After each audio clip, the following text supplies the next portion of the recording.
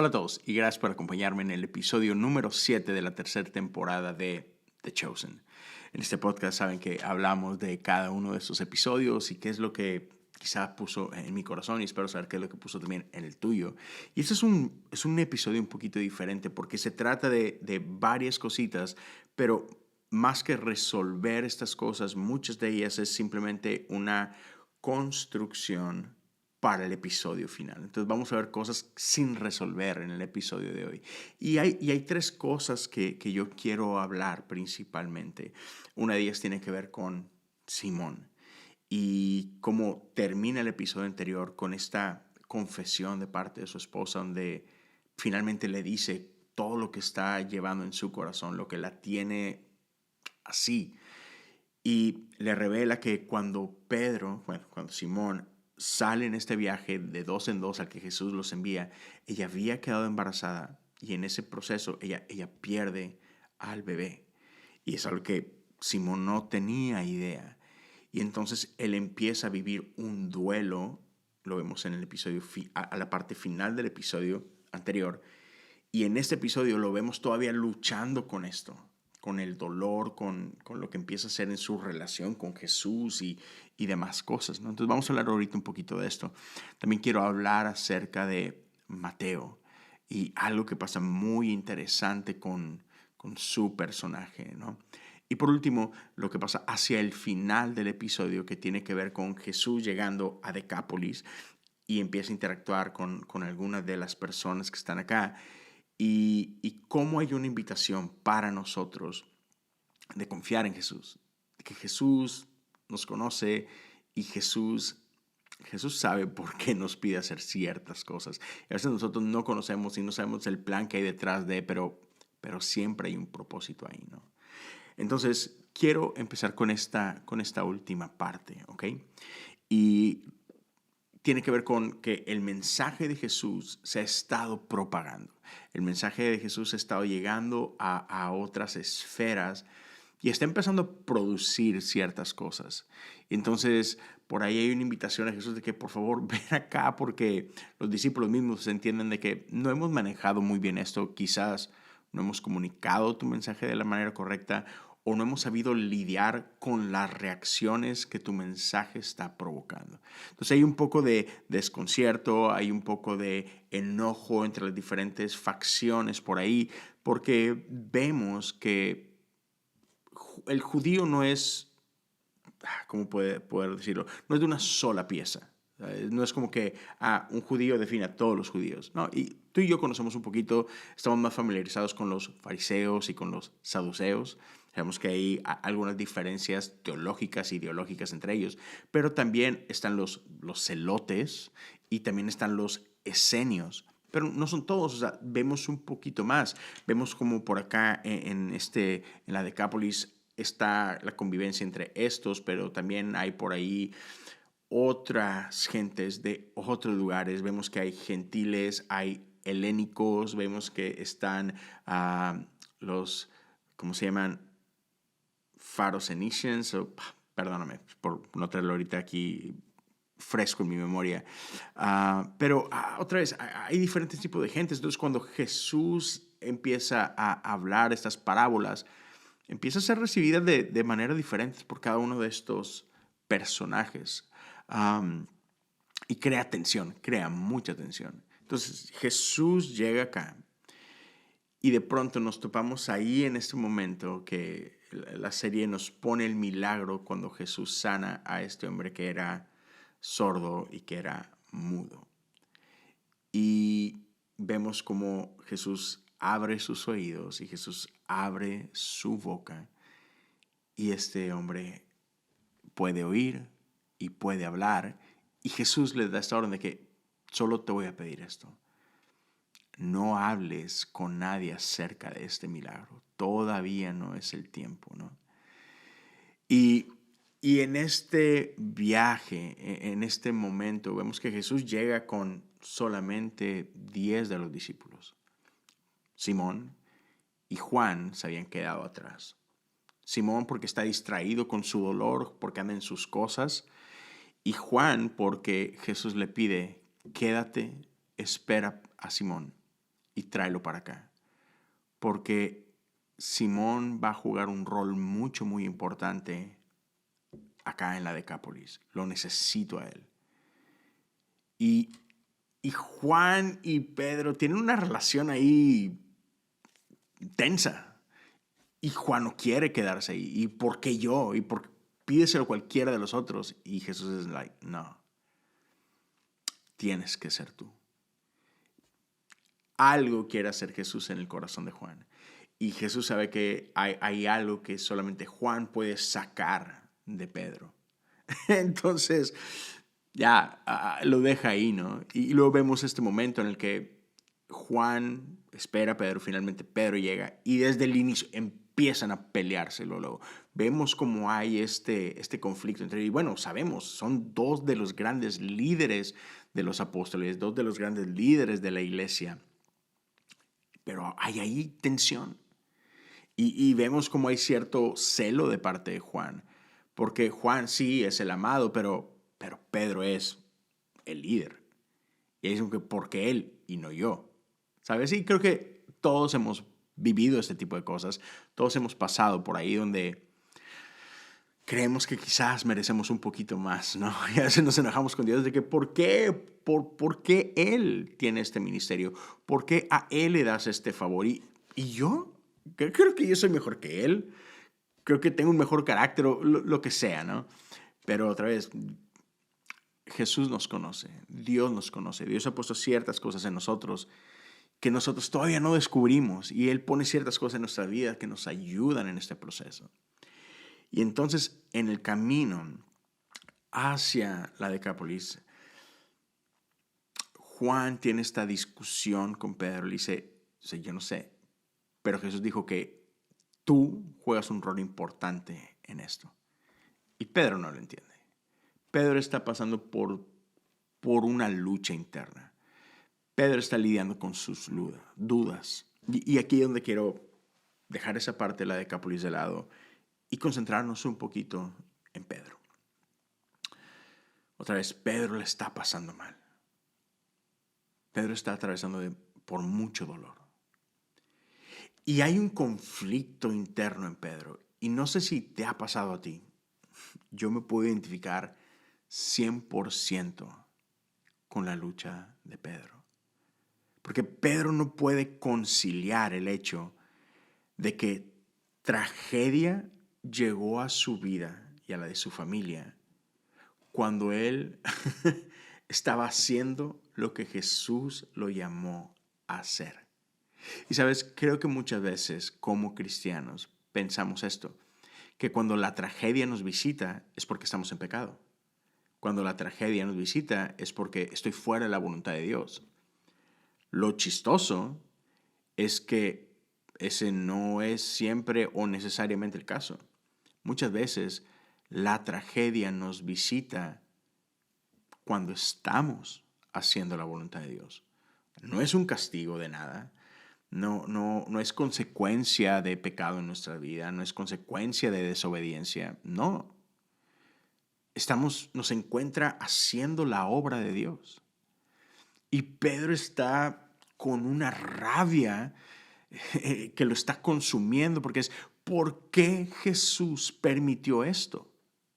Y luego peor, porque empezamos a comparar lo que Jesús hace en la vida de otros o por otros. Y es, ¿cómo puede ser que Jesús está sanando a todo mundo, a desconocidos, y no pudo sanar o salvar a mi propia esposa? Oh, man. Siento el dolor de Pedro.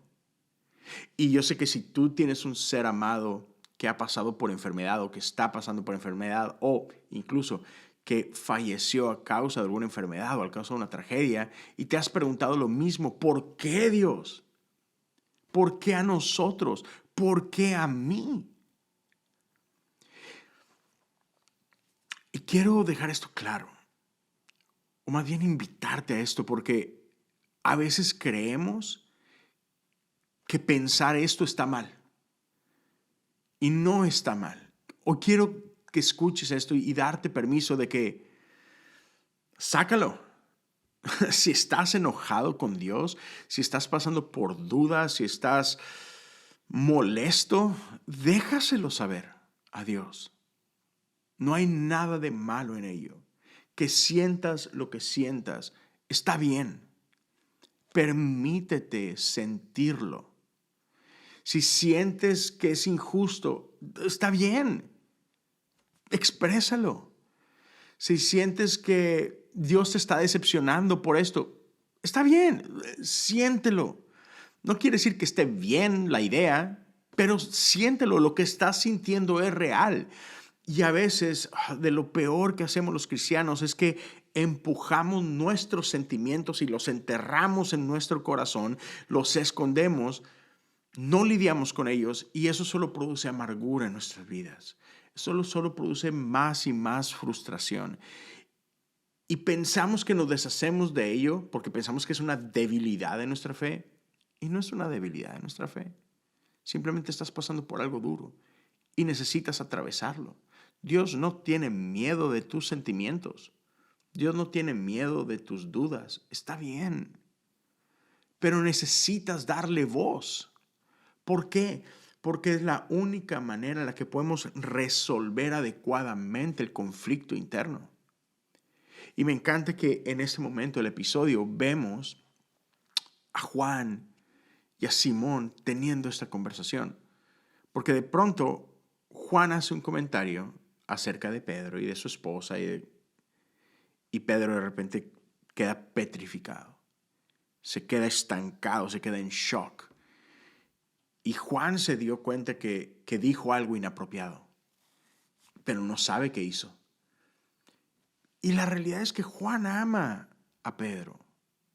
Sí, hay tensión y hay, sabes, cuestiones de ego y demás, pero Juan ama a Pedro. Y cuando se da cuenta que dijo algo, hizo algo que lo lastimó, él regresa y empieza a decir, perdón, que si dije algo fuera de lugar, discúlpame. Y de pronto ahí, en este viaje juntos, se crea la oportunidad para que Simón sea vulnerable. Simón, que ha estado reprimiendo lo que siente y no lo ha compartido con nadie, y ha estado tragándose esta situación él solo, de pronto se rompe y comparte su dolor y su experiencia con Juan y le dice, cuando Jesús nos envió, mi esposa quedó embarazada y mi esposa perdió el hijo. Estuvo a punto de perder su propia vida y ahora no sabemos si ella podrá volver a tener hijos nunca más. Pedro claramente está devastado. Y Juan lo abraza. Y Juan empieza a hablar, le dice, ¿por qué no habías venido con nosotros? ¿Por qué has estado pasando por esto solo? Y sabes, ese es uno de los grandes problemas cuando ignoramos lo que sentimos, cuando creemos esta falsa idea de que hablar de estas cosas es un mal reflejo de nuestra fe, que pensamos de que no, es que si yo pienso esto, es que si yo siento esto, entonces estoy siendo un mal cristiano, estoy siendo un mal hijo de Dios, o estoy juzgando a Dios de manera equivocada y no. Tenemos que poder hablar de estas cosas con alguien. No las tienes que hablar con el mundo entero, pero sí es importante que tengamos un grupo cercano a nosotros. Un grupo de 12 amigos fieles, un grupo de 3 compañeros íntimos, alguien. Y me encanta que en ese momento cuando Simón empieza a expresar lo que siente y su enojo, y es que esto es injusto, y por qué Jesús sana a otros y no sanó a mi esposa, y por qué hace milagros por otros, pero no hizo un milagro en mi vida. ¿Por qué pasa esto cuando estoy dando mi vida por Él? Cuando dejé todo por seguirlo, cuando dejé mi negocio, dejé la pesca, y aquí estoy siguiéndolo. ¿Por qué me pasa esto a mí?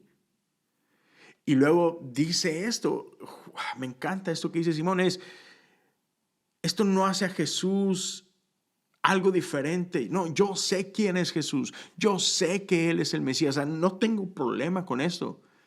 Pero si sé que que Él es quien Él es, si yo creo y profeso que Él es el Mesías, no tengo duda que lo es, entonces ¿por qué no hizo nada? Y otra vez esta vulnerabilidad, esta honestidad, permite que Juan hable a su vida y le deje claro esto de que, Pedro, entiendo que esto pasó mientras estábamos haciendo lo que Jesús nos llamó a hacer, pero Pedro, si te hubieras quedado como pescador, esto también hubiera pasado. Y tampoco hubieras podido hacer nada. Sí, a lo mejor hubieras estado aquí, a lo mejor hubieras estado presente, a lo mejor te hubiera pasado en medio del lago pescando y tampoco hubieras estado, ¿sabes? Pero cuando no compartimos las cosas, cuando no las tragamos o las escondemos, empezamos a crear ciertas narrativas en nuestro corazón que lo único que hacen es dañarnos más, lastimarnos más, separarnos más de otros y separarnos más aún de nuestra relación con Dios. No es que Dios se está alejando, pero es que nosotros nos estamos alejando porque estamos creando todas estas cosas en nuestra vida. Entonces quiero otra vez solo recordar esto y dejártelo ahí. No lidies con estas cosas solas. No le tengas miedo a tus sentimientos. No le tengas miedo a ser honesto. Pero no pases por estas cosas solo. Encuentra un grupo de apoyo. Encuentra un grupo cercano a ti. No estamos llamados a ser islas. Estamos llamados a vivir en comunidad. Ten un grupo pequeño. O sea, no nada más es, sí, voy a tal iglesia. Qué bueno que vas a la iglesia. Pero si vas a una iglesia, no importa, así sea una iglesia de 50 personas o una iglesia de 5,000 personas, no solamente es suficiente con que pues voy y soy parte del servicio y demás. No, encuentra comunidad ahí. Encuentra un grupo pequeño. Si tu iglesia no tiene grupos pequeños, tú ten un grupo pequeño. Ten un grupo de personas con quien haces vida. Gente a la que invitas a tu propia vida y con quien hablas tus cosas. Algo que tenemos dentro de la iglesia metodista que muchas iglesias han olvidado, hablo de nuestra propia denominación, pero que es algo que nuestra denominación está empujando otra vez y quiere recordarnos de esto, que es una práctica ancestral de nuestra denominación. Tenemos dos tipos de grupos. Tenemos algo que se llaman clases, reuniones de clase y reuniones de bandas.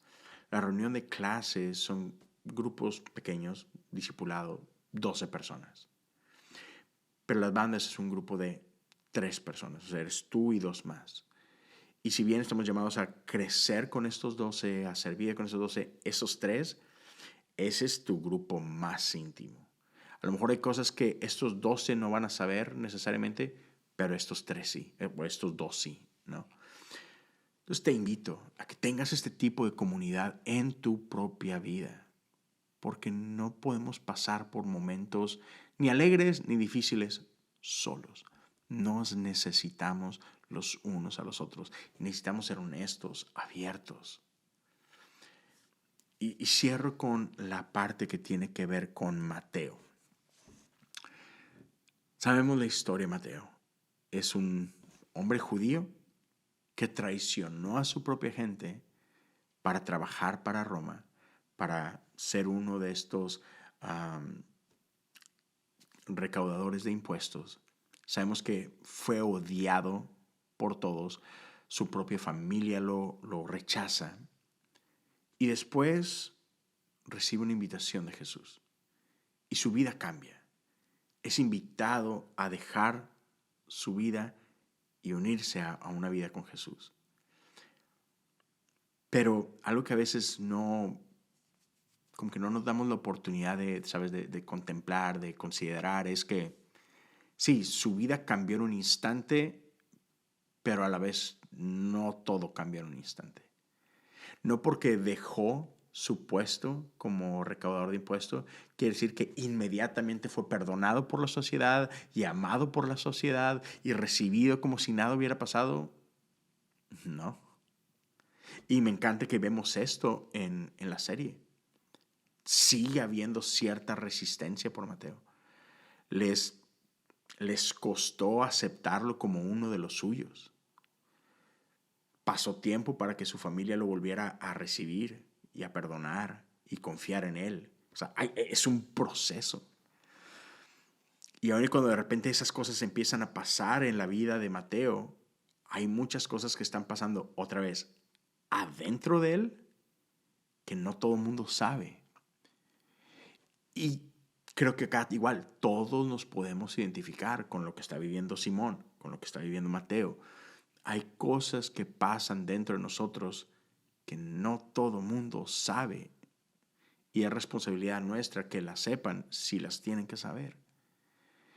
Todos de nosotros luchamos con ciertos fantasmas o con ciertos demonios, llámalos como quieras. Todos nosotros luchamos con ciertas inseguridades, luchamos con mentiras. Y Mateo particularmente sigue luchando mucho con su pasado, con saberse traidor, con saberse y reconocerse como no un buen judío. Se siente indigno. Todavía lucha con eso. Y al menos esto es lo que vemos en este episodio. No sé bíblicamente, históricamente, cuánto tiempo le costó a Mateo luchar con esas cosas o no. Pero lo que vemos en la serie me encanta porque es un reflejo hacia nosotros. Y es algo que nos ayuda mucho a nosotros a ver, sí, yo lucho con algunas de estas cosas. Y en este episodio vemos a través de una ventana en los recuerdos de Mateo a un momento donde él está en su, ¿sabes?, en su mesita de recaudador de impuestos y llega un anciano con él. Y es un anciano que de pronto trae a la atención una conversación con Mateo que Mateo no sabía que necesitaba escuchar, que creía que no necesitaba escuchar, pero que algo sembró en Mateo. Y es un viejo que dedicó los últimos años de su vida a comprar la deuda de toda su familia. Entonces, todos los impuestos y demás cosas que sus hijos o que sus nietos o que, ¿sabes? Toda esta gente, todo lo que ellos debían a Roma, este viejito compró todas esas deudas para sí mismo y no tenía con qué pagarlas. Entonces llega este momento en sus últimos días donde él viene y le dice a Mateo, estoy listo. Mis días están contados. Aquí estoy, me declaro culpable, no tengo con qué pagar. Llévenme a la cárcel. Estoy listo para pasar mis últimos días ahí y morir ahí si es necesario. Y Mateo no podía entender este sacrificio. ¿Cómo hiciste esto? Y este viejito le dice, pero ahora mis hijos están libres de deuda.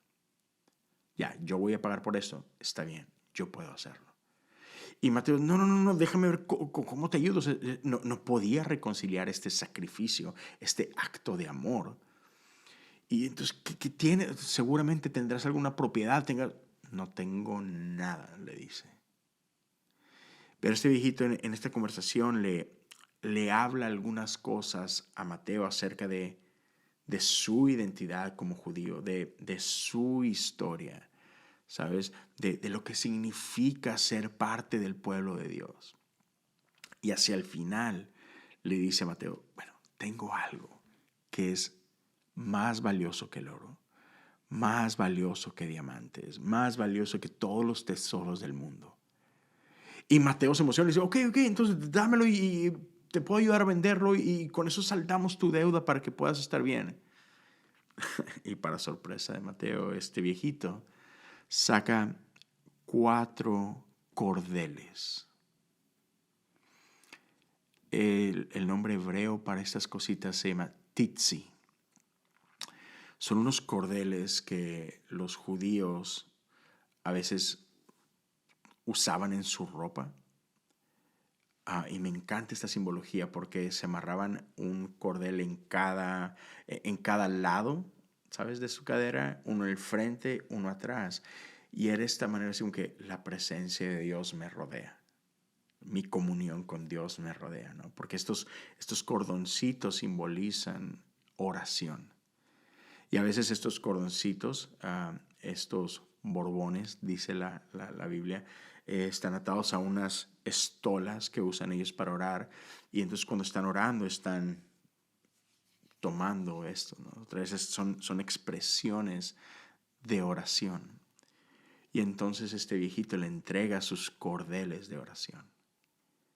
Le dice, ten, no quiero que lo vendas, esto es para ti. Estos cordeles me han sido heredados desde generaciones atrás. O sea, no solamente son míos, eran de mis ancestros. Esto es valiosísimo. Quiero que tú los tengas. Y Mateo le está contando esto a María Magdalena. Y me encanta esa escena. Y él dice, es que no entiendo. ¿Por qué me dio esto a mí? Sobre todo, ¿por qué me dio esto a mí? En ese momento yo era un traidor. Y me da risa porque él pensaba que el valor de esto era algo económico, era algo monetario. Y le dice a María Magdalena, no, Mateo, no va por ahí. Esto es valioso porque Él te dio lo más valioso que Él tenía, que era su fe. Es algo que nadie le podía robar. Eso es alguien que ningún tesoro del mundo podía comprar. Esto era suyo. Y él básicamente te heredó su fe, porque Él sabía que tú la necesitabas.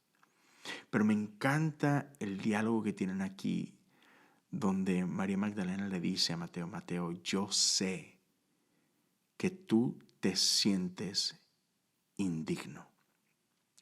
Y vemos a un Mateo cómo se rompe, cómo lo admite y es que soy indigno. Pero María Magdalena le recuerda quién es Él. No quién era, quién es. ¿Y cuántos de nosotros necesitamos escuchar esto?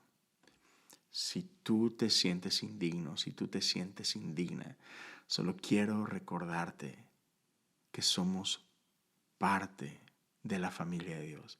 No importa tu pasado, no importan tus errores, no importan tus demonios. Ellos no son dueños de ti. Jesús nos compró con un precio. Él nos llamó. Cuando Él llama a Mateo, lo está invitando a ser parte de algo nuevo, de algo diferente, algo suyo. Mateo, ya no le perteneces a Roma. Mateo, ya no le perteneces a tu trabajo. Tu identidad no está en cómo te ganaste el dinero.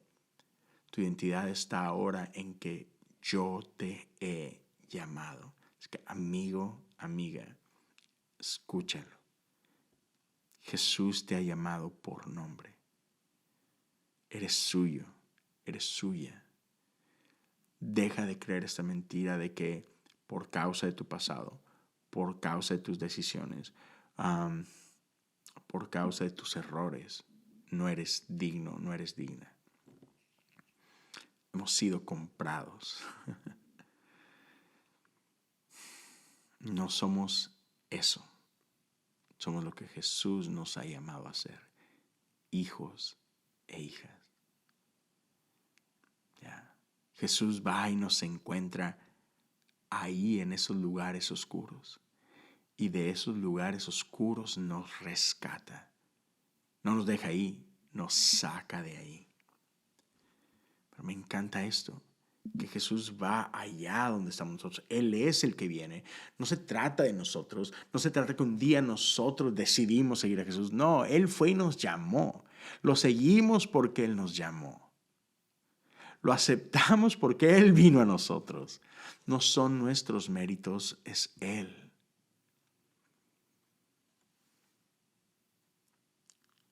No permitas que este sentimiento de no soy digno te robe lo que Dios tiene para ti. No dejes que tus errores, tu pasado, marquen tu valor. Tú vales el precio que Él decidió pagar. Y Él pagó con su propia vida. Vales muchísimo. Entonces, Ya, cierro con este último recordatorio. Invita gente a tu vida. Sé honesto, sé vulnerable. No te tragues tu dolor solo o sola. Comparte tus luchas con otros que pueden y quieren caminar contigo. A eso somos llamados, a esta comunidad hermosa que llamamos iglesia. Y estoy emocionado por lo que viene en el siguiente episodio, en el cierre de temporada. Termina increíble con toda esta tensión. No puedo esperar a ver cómo se resuelve. Así que espero que podamos vernos una vez más la próxima semana con el final de esta temporada. Dios te bendiga. Y si esto ha sido bendición para ti, crees que puede ser bendición para alguien, por favor, ayúdame a correr la voz. Déjale saber a otros acerca de la serie de Chosen si no la han visto y acerca de este podcast. Y también, no sé si conozcas, ¿no? Pero tengo otro podcast que se llama Cosas Comunes. Te invito a checarlo con ese episodio. Ya tengo casi 5 años, cerca de 300 episodios. Te invito a checarlo. Y tengo una comunidad en Patreon, patreon.com/Cosas Comunes. Por ahí vas a encontrar episodios exclusivos. Este año me estaba enfocando en oración. Y también tenemos un Zoom cada mes. Y ya, este mes de diciembre está a punto de pasar, próxima semana. Entonces, si quieres participar de él, si quieres apoyar económicamente, puedes hacerlo ahí. Gracias a todos por su tiempo. Gracias por escuchar. Y otra vez, espero que nos podamos ver la próxima semana. Dios te bendiga.